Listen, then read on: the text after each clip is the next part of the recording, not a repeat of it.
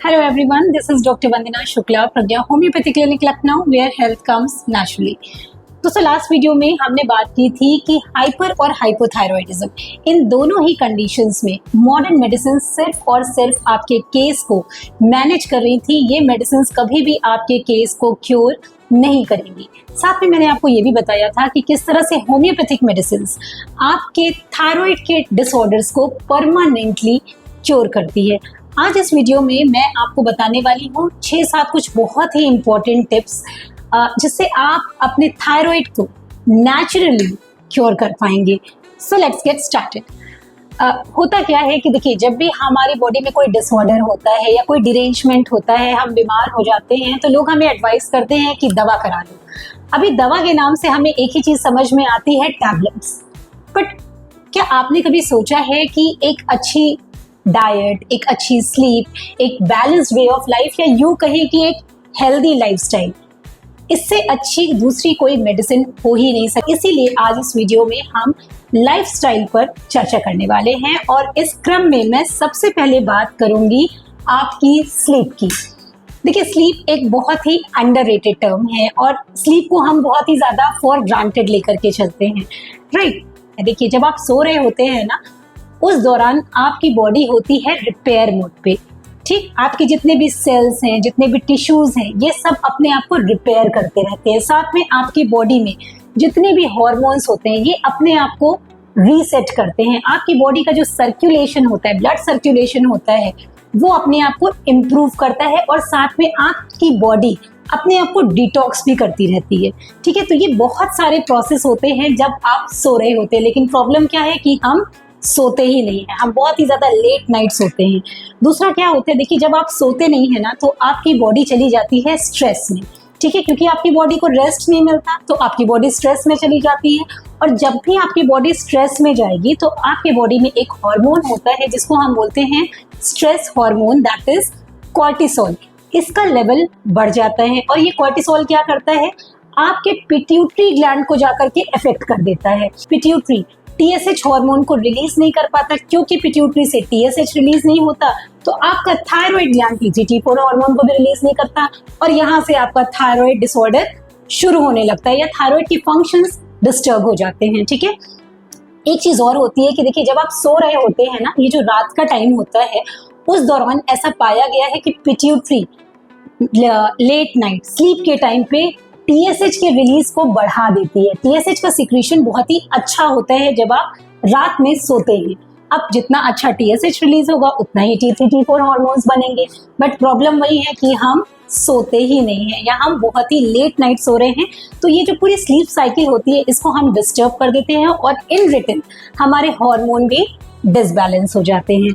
Sleep को लेकर के मैं आपको एक बहुत ही इंपॉर्टेंट चीज बताने वाली हूँ। देखिए, होता क्या है ना कि हमारे ब्रेन में, या यूं कहें कि हमारे हाइपोथैलेमस में एक क्लॉक होती है। जैसे बाहर क्लॉक होती है ना, घड़ी आप जिसमें समय देखते हैं, उसी तरह से आपके बॉडी के अंदर एक इंटरनल क्लॉक होती है, एक बायोलॉजिकल क्लॉक होती है, जिसको हम बोलते हैं सुपर काइस्मेटिक न्यूक्लियस।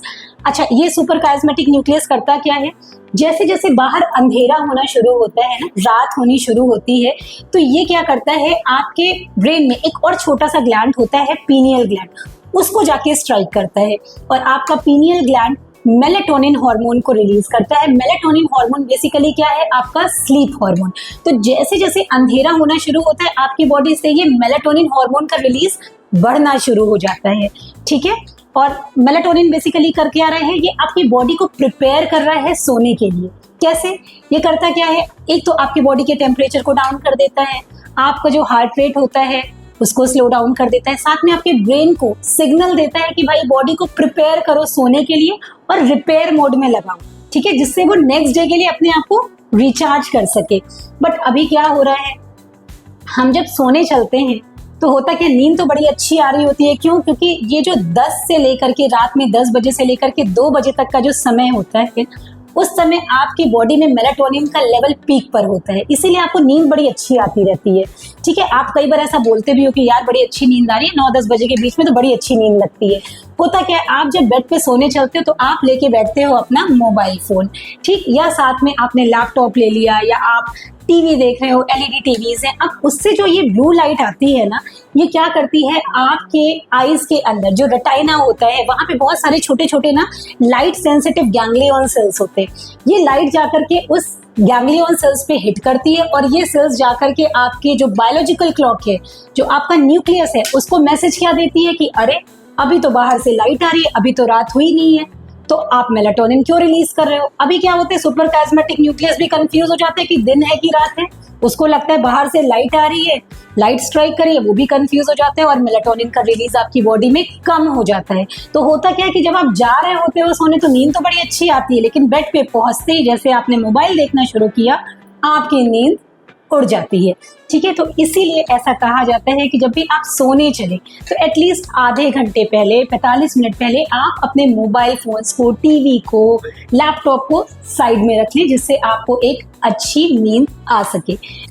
और देखिए, मैं आपसे ऐसा बिल्कुल नहीं कह रही कि आप बिल्कुल एक ऐसी स्लीप साइकिल फॉलो करें कि आप 8 बजे सो जाएं, आप सुबह 4 बजे उठ जाएं, नहीं, लेकिन एक रिदम का होना बहुत इंपॉर्टेंट है आपकी स्लीप में। जैसे आज आप अगर 10 बजे सो रहे हैं तो कल आप 11 बजे सो जाएं।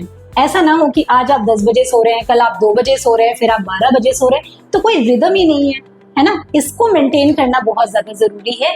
अपनी स्लीप साइकिल को, स्लीप वेक साइकिल जो है, इसको मेंटेन करना बहुत जरूरी है, जिससे आपके जो बायोलॉजिकल क्लॉक है ये कंफ्यूज ना हो जाए, मेलाटोनिन के रिलीज को सप्रेस ना कर दे, ठीक है। क्योंकि आप ये मान के चले कि जितनी अच्छी आपकी स्लीप होगी उतना ही कम आपकी बॉडी स्ट्रेस में रहेगी और उतना ही अच्छा आपके अंदर हार्मोन का सिक्रीशन होगा। नेक्स्ट हम बात करेंगे स्ट्रेस की। देखिए, होता क्या है कि आजकल की जो लाइफस्टाइल है, डेफिनेटली मैं ये तो नहीं कहूँगी कि किसी की भी लाइफ में स्ट्रेस कम है, सबकी लाइफ में बहुत सारे स्ट्रेस हैं। फाइनेंशियल स्ट्रेस है, करियर को लेकर स्ट्रेस है, एम्बिशन को लेकर स्ट्रेस है, स्टडीज को लेकर के स्ट्रेस है।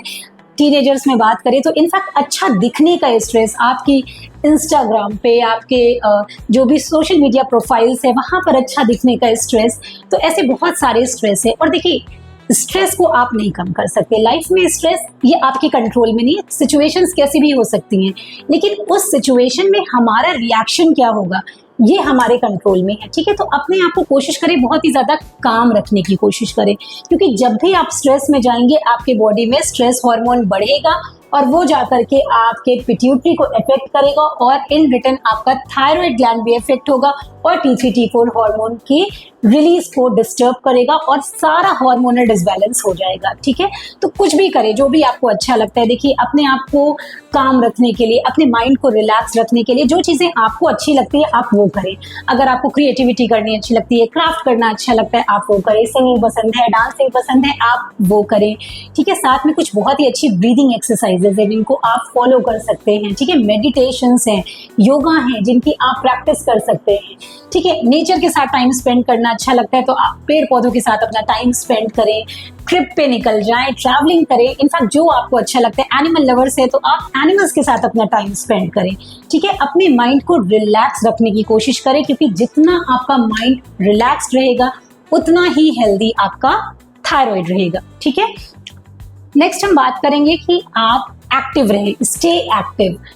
देखिए, होता क्या है ना, लोग आपको बहुत सारे मशवरे देंगे कि आप अपने मेटाबॉलिज्म को इंक्रीज कर सकते हैं, ग्रीन टी पीजिए, ग्रीन चिलीज खाइए, ठीक है। इस तरह के बहुत सारे मशवरे देंगे, लेकिन खाने पीने से अगर मेटाबॉलिज्म इंक्रीज हो जाता तो सब इंक्रीज कर लेते। बट मेटाबॉलिज्म कोई एक सिंगल प्रोसेस नहीं है, मैंने आपको ऑलरेडी अपनी वीडियोस में बता रखा है कि मेटाबॉलिज्म एक कंप्लीट सेट ऑफ रिएक्शंस है जो आपकी बॉडी में चलती रहती है। तो अभी आपको क्या करना है, अपने मेटाबॉलिज्म को बूस्ट करना है, और मेटाबॉलिज्म को आप बूस्ट तभी कर सकते हैं जब आप एक्टिव रहेंगे, जब आप छोटे छोटे स्टेप्स को लेना शुरू करेंगे। अभी क्या होता है, हम बैठे बैठे ब्लिंकिट से सामान मंगवा रहे हैं, ज़ेप्टो से सामान मंगवा रहे हैं, स्विगी से फूड ऑर्डर कर दे रहे हैं, घर में एक गिलास पानी भी लेना है तो हम किसी को ऑर्डर कर दे रहे हैं, ठीक है। नीचे उतर, अगर आप ऊपर फ्लोर पे रह रहे हैं तो आप नीचे उतरना नहीं चाहते, घर से बाहर निकलना नहीं चाहते, चलना नहीं चाहते, सब्जियां फल सब कुछ ब्लिंकिट ज़ेप्टो हो रहा है। इस चीज को अवॉइड करना है। देखिए, कुछ कुछ स्टेप्स अपने लाइफ में बढ़ाइए, एक्टिव रहिए, ठीक है, एक्सरसाइजेस को अपने रूटीन का हिस्सा बनाइए, इसको अपनी लाइफस्टाइल बनाइए। ठीक है, अब बहुत सारी ऐसी एक्सरसाइजेस हैं, बहुत सारे ऐसे योगास हैं जो आप परफॉर्म कर सकते हैं। अगर हम हाइपोथायरॉयडिज्म की बात करें तो देखिए, हाइपोथायरॉयडिज्म वो कंडीशन है जहां पर आपको अपने थायराइड को स्टिमुलेट करना है। ठीक है, आपको अपने थायराइड के सर्कुलेशन को इम्प्रूव करना है, आपको अपने मेटाबॉलिज्म को बूस्ट करना है। तो अभी आप ऐसे आसन कर सकते हैं थायराइड में जो आपके मेटाबॉलिज्म को बूस्ट करे। जैसे आप सर्वांग आसन कर सकते हैं जिसको हम शोल्डर स्टैंड बोलते हैं, साथ में कोबरा पोज आप कर सकते हैं, भुजंगासन है, हल आसन आप कर सकते हैं, ब्रिज पोज, सेतु बंधन आसन। ठीक है, इस तरह से कैमल पोज है, कोबरा पोज है, इस तरह के बहुत सारे पोजेज हैं जो मैं आपको प्रॉपर एक वीडियो बनाऊंगी जहां पर मैं आपको ये सारे आसन एक्सप्लेन करूंगी। ठीक है, तो इस तरह की एक्सरसाइजेज, इस तरह के योगा आसन आप इंक्लूड कर सकते हैं। साथ में कुछ ब्रीदिंग एक्सरसाइजेज हैं जैसे कपाल भारती है, भ्रामरी है, भस्त्रिका है, प्राणायाम है, अनुलोम विलोम है, जिसको आप डेली रूटीन में अपने प्रैक्टिस कर सकते हैं। ये आपके हाइपोथायरॉयडिज्म के सिचुएशंस को, कंडीशंस को बहुत ही हद तक इम्प्रूव करेगा।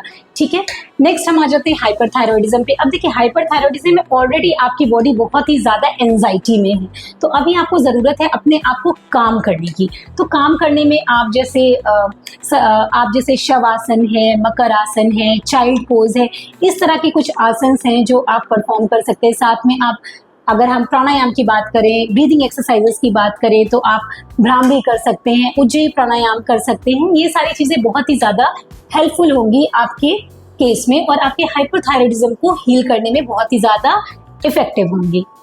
Next thing that is again very very important is vitamin D levels. ठीक है, अक्सर ऐसा पाया गया है कि जो लोग हाइपो या हाइपरथायरॉयडिज्म का शिकार हैं, उनमें जो विटामिन डी का लेवल होता है वो बहुत ही ज्यादा कम पाया जाता है। अब देखिए, होता क्या है कि vitamin D is again very very important for our immune system. हमारे इम्यूनिटी के लिए विटामिन डी का एक नॉर्मल अमाउंट में बॉडी में होना इज वेरी वेरी इंपॉर्टेंट। होता क्या है, जब विटामिन डी की कमी हो जाती है तो आपका इम्यून सिस्टम इफेक्ट हो जाता है और आपका इम्यून सिस्टम खुद ही अटैक करने लगता है आपके थायराइड ग्लैंड पे, जिसको हम बोलते हैं कोई ऑटो इम्यून डिसऑर्डर। ठीक है, जहाँ पे आपका इम्यून सिस्टम ही अटैक करने लगता है आपके ग्लैंड्स को। ठीक है, और इसीलिए आप बहुत सारे ऑटो इम्यून थायराइड डिसऑर्डर्स जैसे हाशिमोटो थायराइडाइटिस है या ग्रेव्स डिजीज है, इसका शिकार हो जाते हैं। ठीक है, तो विटामिन डी के लेवल का होना is again very very important. साथ में मैंने आपको बताया था कि हमारी बॉडी में जो बेसिकली T4 हार्मोन बनता है, जो कन्वर्ट हो जाता है T3 हार्मोन में, जो एक एक्टिव हार्मोन है, तो बहुत हेल्पफुल है विटामिन डी T4 के एक्टिव कन्वर्जन में T3 के। ठीक है, तीसरी चीज, कई बार ऐसा भी होता है कि बॉडी में T3 T4 hormones adequate amount में प्रेजेंट है, लेकिन उसके बाद भी वो हमारे सेल्स के लिए इतने इफेक्टिव नहीं होते। अगेन विटामिन डी की कमी की वजह से, जब विटामिन डी का लेवल कम होता है बॉडी में, तो अगर T3 T4 हार्मोन्स नॉर्मल भी हैं आपकी बॉडी में, तो भी आपके सेल्स को वो इतने इफेक्टिवली नहीं मिल पाते हैं। ठीक है, इसीलिए विटामिन डी के लेवल का होना इज वेरी वेरी इंपॉर्टेंट। साथ में जब आपको हाइपर या हाइपोथायरॉयडिज्म होता है तो आपका बोन मेटाबॉलिज्म भी इफेक्ट होता है। अब विटामिन डी का लेना इसलिए भी जरूरी है क्योंकि ये कैल्शियम के एब्जॉर्प्शन के लिए बहुत ज्यादा इंपॉर्टेंट है। ठीक है, तो ऑलवेज चेक इट कि आपका विटामिन डी का लेवल मेंटेन हो। अभी क्या कर सकते हैं विटामिन डी के लिए, आप सबसे अच्छा सोर्स है विटामिन डी का, नेचुरल सोर्स है आपकी सनलाइट। आपको अलग से कुछ लेने की जरूरत नहीं है। आप जो मॉर्निंग की सनलाइट है, ठीक है, आप उसको ले सकते हैं, या जो लेट इवनिंग सनलाइट है आप उसमें भी बाहर बैठ सकते हैं। 15 से 20 मिनट का एक्सपोजर आपके फेस पे, आपके आर्म्स पे, आपके नेक पे, आपकी इंटायर बॉडी पे इज वेरी वेरी हेल्पफुल।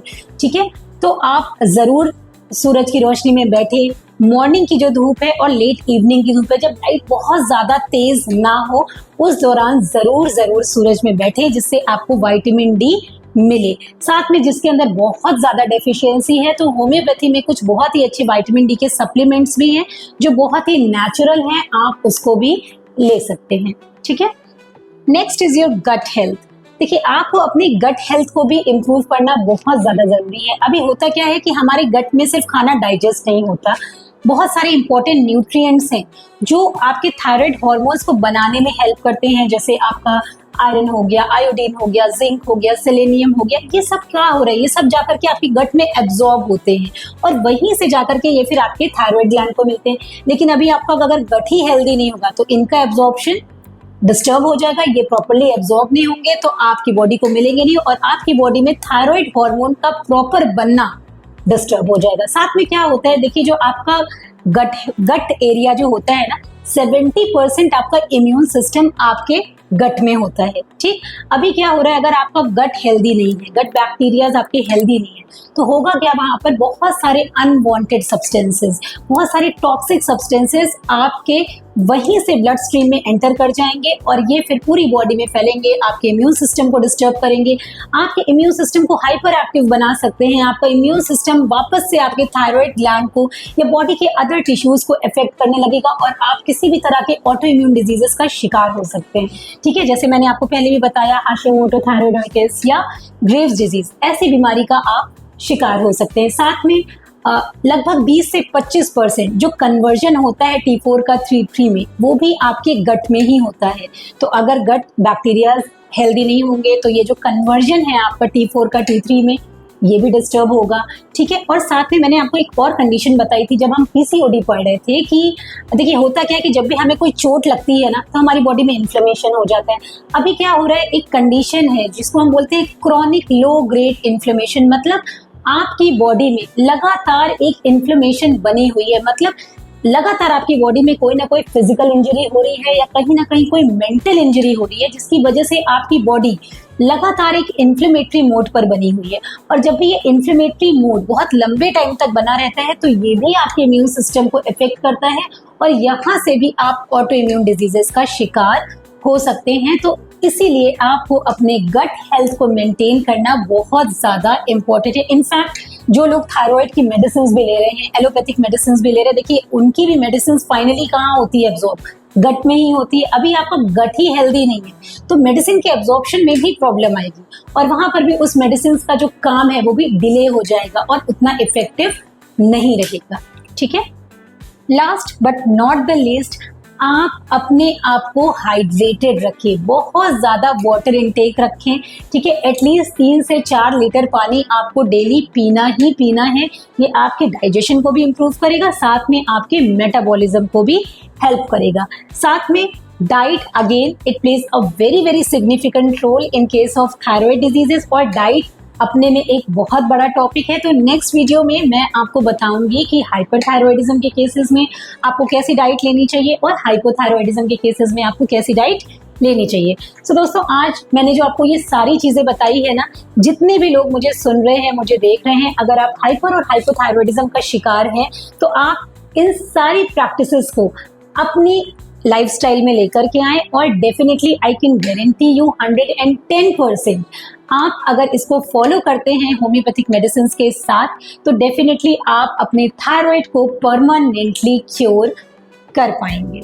ठीक है, तो दोस्तों अगर आपको मेरी ये वीडियो अच्छी लगी हो तो प्लीज इसे अपने जानने वालों में शेयर करिए, मेरे चैनल को सब्सक्राइब करिए। Thank you so much for watching this video.